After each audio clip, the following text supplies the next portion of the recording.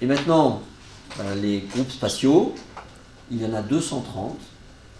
Et ces 230 sont la combinaison dans les 7 systèmes cristallins d'un certain type de mode de réseau associé à un groupe de symétrie ponctuelle, mais dans lequel il est possible qu'un opérateur de symétrie vrai, par exemple un axe 2, puisse être un axe de 1, ou un miroir vrai de type M puisse devenir un miroir de type A.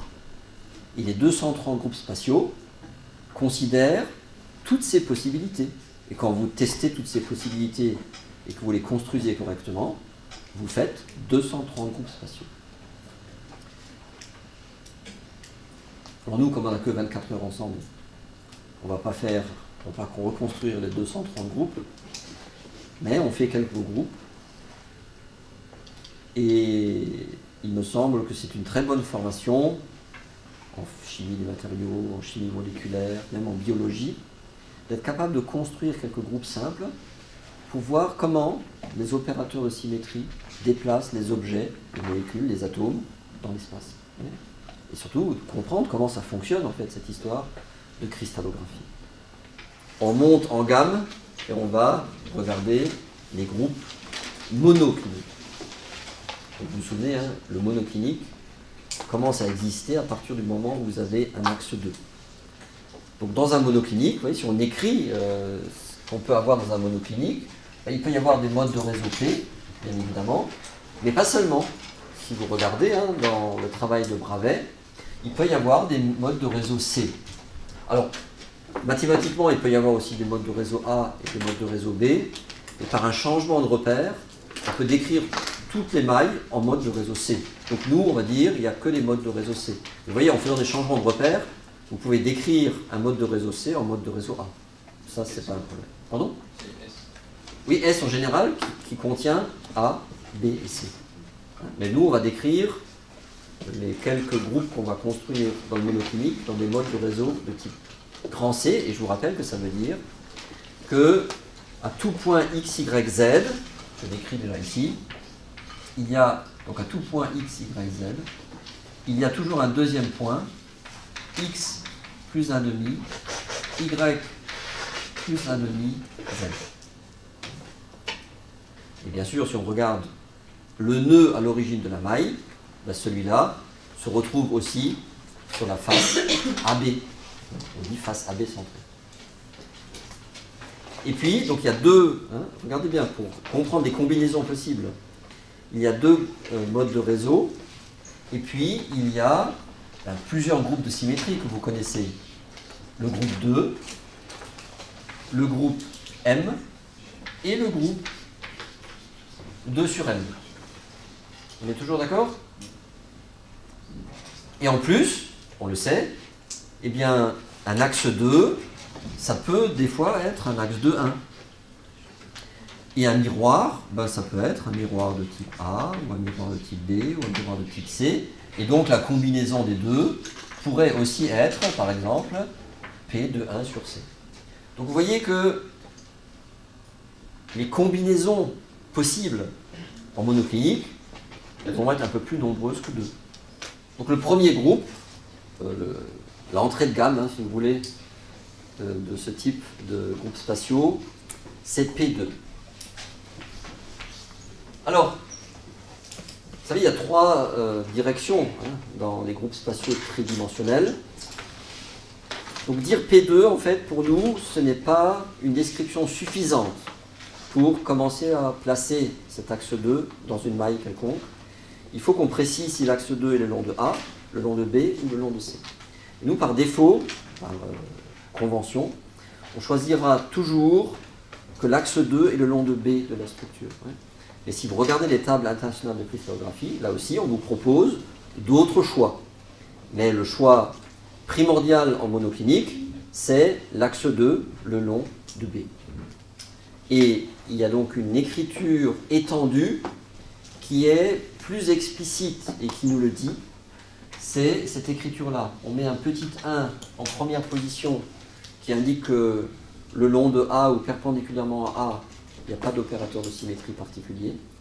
En deuxième position, on indique l'axe 2. Et en troisième position, eh bien, il n'y a ni axe ni miroir particulier en lien avec la troisième dimension. Et c'est tout. Et construire un groupe de manière complète, et c'est comme ça que c'est fait dans les tables internationales de cristallographie. On fait une projection selon AB, une projection selon BC et une projection selon AC. Et on regarde, ensuite, en mettant un point n'importe où dans la maille, vous savez, dans une position générale, on l'a déjà fait, on regarde ce que ça donne. Et ensuite, bien sûr, ces positions qui ont été générées par l'opérateur de symétrie, bon là il y en a un seul, hein, mais vous voyez bien que quand il y en aura plusieurs, ça va devenir de plus en plus complexe, pas plus compliqué, mais plus complexe, et il y aura plusieurs positions. Et ce qui intéresse bien sûr les cristallographes, c'est de connaître ces positions théoriques de ces groupes spatiaux. Alors nous, si vous voulez, on prend une première projection, quelconque, hein, donc les paramètres de maille, si vous voulez, vous ne les faites pas, alors je fais exprès plus long comme ça, identique, hein, on est en monoclinique. Donc par exemple, si ici, vous dites c'est le paramètre A, ici le paramètre C, donc je décide de faire une projection dans le plan AC, l'axe 2, il est donc perpendiculaire à ce plan, puisque B est comme ça.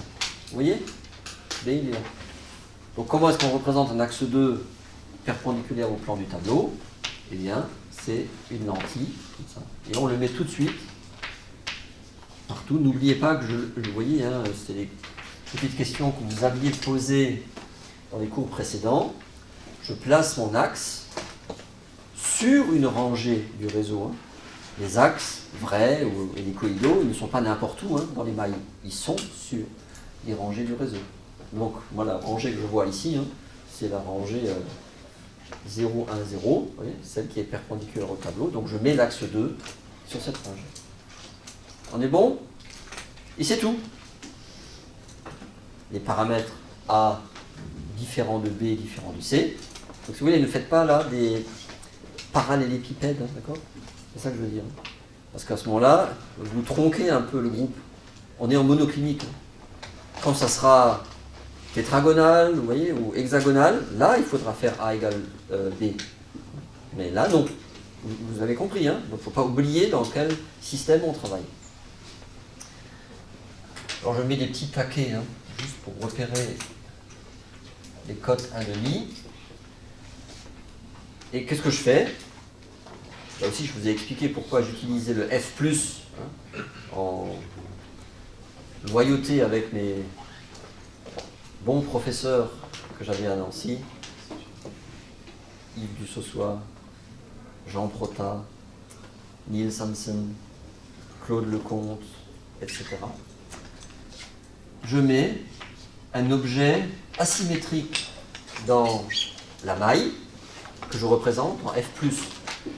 Donc le F, pour l'instant j'ai oublié le plus, là. Le F m'indique clairement où l'objet est en A, où il est en C, et le plus nous indique qu'il n'est pas dans le plan du tableau. Hein. Sinon ça va être 0 ici. Hein. Le plus, ça veut dire c'est une cote plus Y, donc il est là. Hein. Eh bien, vous voyez, hein, si je dessine les axes comme ça, le symétrique par l'axe 2 de ce F+, c'est cet objet. J'ai tourné, et bien sûr, hein, quand vous tournez 220 degrés, si vous êtes un objet asymétrique, eh bien, si la tête elle est d'abord en haut, après la tête elle est en bas. On est d'accord? Mais bien sûr, il reste cet objet dans le même plan. C'est pour ça qu'ici, on a toujours plus. On tourne, vous voyez, dans un cercle de la projection stéréographique. Et qu'est-ce qu'on fait bien sûr immédiatement? Nous, ce qui nous intéresse, c'est de construire le contenu de la maille élémentaire. Donc ce F+, on le met ici. Parce que c'est le même point. Alors je ne ferai pas ça systématiquement, mais au début, oui. Hein, vous voyez, ce point-là, je vais aussi dessiner le même dans la maille d'à côté. Il est aussi là, d'accord? Celui-là, il est donc aussi ici. Celui-là, il est donc aussi ici, etc., etc. Je dessine que les mêmes points. Moins x. Oh. Non. Y. Moins z. N'oublie pas que la troisième direction qu'on ne voit pas, celle-ci, c'est y. Et bien sûr, la cote y est indiquée par ce petit plus y, elle n'a pas changé. Hein. Donc tous les points dans ce groupe sont dans un même plan pour un atome donné. Bon après, hein, dans une molécule, il peut y avoir, bien sûr, dans la troisième direction, d'autres points. Hein. Et tous les points par symétrie resteront toujours dans le même plan puisqu'il n'y a qu'un axe 2. Dans un axe 2, hein, vous tournez comme ça, vous restez dans le même plan. Hein. Il faut que vous voyiez hein, dans l'espace hein, ce que je décris. Il ne faut pas recopier quelque chose, il n'y a rien à apprendre là. Hein. C'est une perception. Ça. Il y a deux positions, hein, x, y, z et moins x, y moins z, son petit nom et la symétrie locale qui est 1. Et à côté, on nous indique x, y, z, moins x, y, moins z. Et puis, bien sûr, il y a tous les points qui sont en fait sur les axes 2. Donc, il y a comme type de symétrie, alors, 1, point d'interrogation, symétrie 2. Par exemple, eh bien, il peut y avoir ce point-là. C'est 0, y, 1 demi. Puis un autre, 1 demi, y, 0. Et encore un autre, normalement ça doit être la 2A, sauf erreur de ma part, 1 demi, y, 1 demi. Donc en fait, c'est ce point et ce point. Les autres étant des répétitions. Et donc, normalement, vous vérifierez hein, dans les tables, je les connais quand même pas par cœur, ce qui nous importe, c'est de reconstruire. Normalement, cette position, la première, s'appelle 1A2, ensuite 1B2, 1C et 2D. Et ça indique qu'il y a deux objets, parce qu'on est n'importe où. Et ici, quand vous êtes sur un axe 2, eh bien l'objet n'a pas de symétrie, puisqu'il tourne sur lui-même, si vous voulez. Donc il reste en place. C'est pour ça que c'est que 1. Et par contre, on indique, monsieur, la symétrie locale à cet endroit, c'est sur un axe 2. Donc on indique 2. Symétrie locale. Donc l'autre groupe possible, qui est différent, vous allez voir, hein, c'est le groupe P21.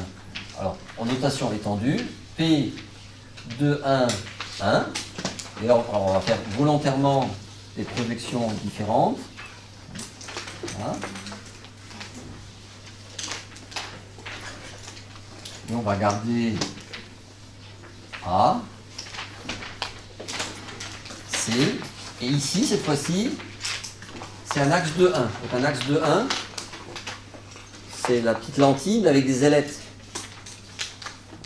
Là, il faut... Ouais, par contre, la notation des opérateurs translatoires, hein, monsieur, ça, il faut l'apprendre. Ça, c'est un axe de 1. Donc, comme tout à l'heure, je le mets sur les axes du réseau. Là, je dessine en fait 4 fois le même. Hein. C'est OK? Je mets mes petits taquets qui représentent les cotes 1,5.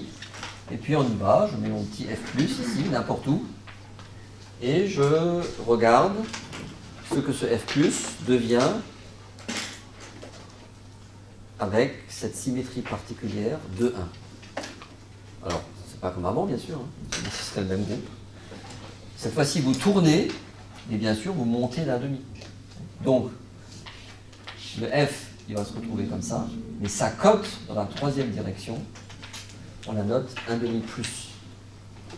C'est la cote à laquelle on a rajouté 1,5 dans la direction de B, puisque l'axe de 1, il est le long de B. Hein. N'oubliez pas, par définition, axe 2, 1, C'est donc construit sur un axe 2, je tourne de 180 degrés, et la translation est de 1,5 selon B.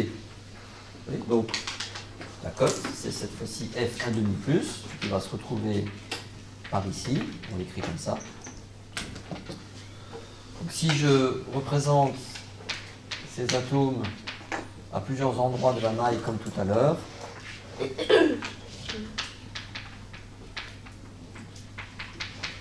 on voit encore une fois que les axes 2, 1 apparaissent ici, ici, ici, ici, ici. Mais regardez bien, on pourrait chercher maintenant les positions spéciales. Et en fait, il n'y a pas vraiment de position spéciale dans ce groupe. Pourquoi? Parce que si vous mettez un atome ici, par exemple, eh bien, il y a quand même 2 positions. Parce qu'il est là au départ, il tourne sur lui-même et il monte d'1,5. Donc même sur cet endroit, vous savez, 0, Y, 1,5, il y a quand même 2.